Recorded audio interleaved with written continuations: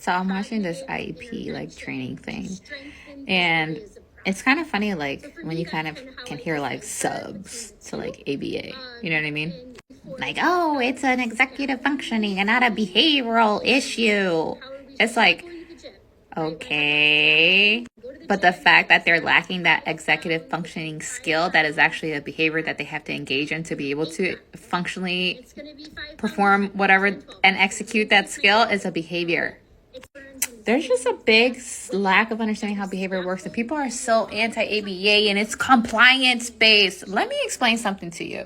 Compliance, following directions, listening to instructions, a demand, a command.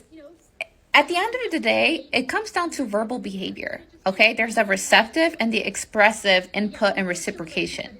So when a teacher tells someone, hey, put that down or open the book to page 74 and start reading, and the child does not comply to that demand, then that's considered non-compliance, right? They're not complying to what I told them to do. They're not following directions. They're not following instructions. They're not listening to what I have to say. I tell them to do this and they do something else. You see what I mean?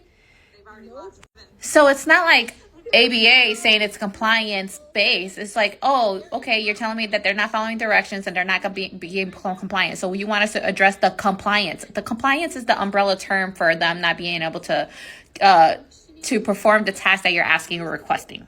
And when it comes to shaping behaviors, because that's what we have to do, we have to shape the behaviors. How do you shape behaviors? Well, you need to build rapport with the learner. You need to make sure that they feel confident. You need to make sure that they're succeeding. You need to make sure that their accommodations are being met, that the work is being modified, that they have they're being encouraged and having all this reinforcement placed on them so that they can build confidence in themselves, that they can happily and be encouraged and willing to want to complete the work. Because guess what? We help them arrange the environment to advocate. Hey, I don't understand this. Hey, I need some more support. Hey, this doesn't make any sense. Hey, can you repeat that instruction? You see what I mean? So when it comes to ABA, what we're doing is modifying the environment, but also making it so that it's reinforcing for the child, aka we're going to find what's motivating for the child so that they can actually get through your lesson plan that you're complaining that they can't get through. And so everyone that's saying like, oh, they shouldn't be using a token board, that's extrinsic.